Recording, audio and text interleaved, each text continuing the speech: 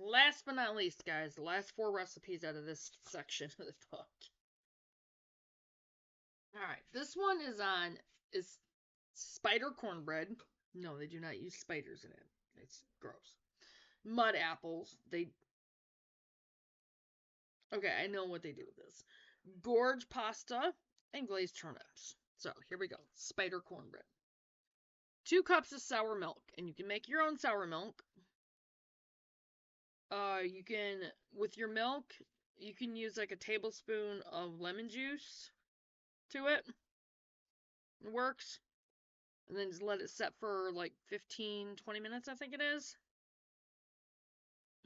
1.5 cups of cornmeal. Make sure it's organic, non-GMO, that kind of thing. 1 teaspoon of baking soda. Bob's Red Mill baking soda is a really good one. 2 eggs. Farm fresh is the best. 2 tablespoons of real butter.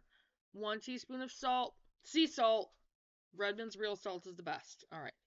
Prep time 5 minutes. Cook time 20 minutes. Preheat the oven to 350 degrees. The use of sour milk is what makes the dish interesting. Mix your dry ingredients together before stirring in your wet ingredients. Add the batter to a hot buttered cast iron skillet. Cook in the oven for 20 minutes. Might be worth a try. Who knows? Mud apples. 4 large apples and a bucket of mud. No, you're not going to eat the mud, I promise. Prep time 15 minutes. Cook time 45 minutes. For this recipe, you really should have a campfire. Using the mud, coat your apples completely in a nice layer. Spread the coals of your fire and lay the mud-coated apples on them. Build up the sides with the smoldering coals. Allow the apples to bake and the clay to harden around them for 45 minutes. Be careful once they are done, as you will have to remove the hardened clay shell and they will be smoking hot inside as well. Spoon the cooked apple out and enjoy. Interesting. I would probably just rather bake my apples in the oven. But then again, you can also...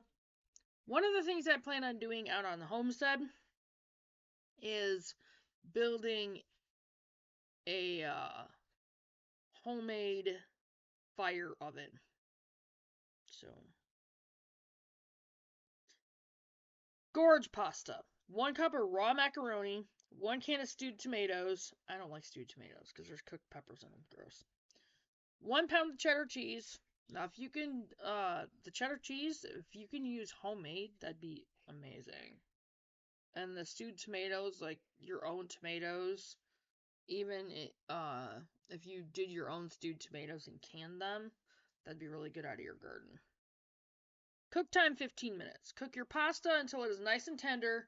Drain and allow it to steam for a minute or 2. Add the stewed tomatoes, cheddar cheese, and hot macaroni to a bowl of stir. Stir around until the cheese is completely melted. Sounds okay. Glazed turnips. I don't know how that would be an old recipe because I don't think they had pasta back then. That one's kind of weird. Glazed turnips. Now this one I can see. 5 whole turnips, 2 tablespoons of real butter, 1 tablespoon of Redmond's real salt, and 1 tablespoon of raw cane sugar. Prep time 5 minutes, cook time 10 minutes. Dice the turnips into nice, healthy sized pieces. I would look for at least a 1/2 inch in size on the dice. So probably about like that. After dicing all of your turnips, melt your butter in a skillet. Toss the turnips in. Coat them well with the butter and allow it to cook for 5 minutes. Next, sprinkle the turnips with salt and sugar and allow them to cook for another 5 minutes. By this point, they should be softened and ready to eat. I might actually try that because I don't mind turnips, and that would actually be a good way to eat them. So, I'm going to kind of...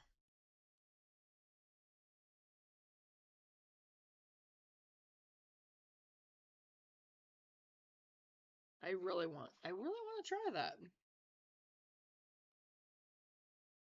Really for something I could bookmark it with. Ugh, I'm tired, you guys. Alright, so that ends that. And I'll just turn the next page down. Because the next chapter is how North American natives and early pioneers made pemmican. And that one's going to be saved for next time around. So, that was it for those, and I'm going to get this up there, and I will see you guys in a few minutes on the next video. So check your subscriptions, like and share the videos on all your platforms with friends, family, other homesteaders, whoever, and make sure that you do your research, you guys, because it's really important. See you guys in a little bit. Bye, guys.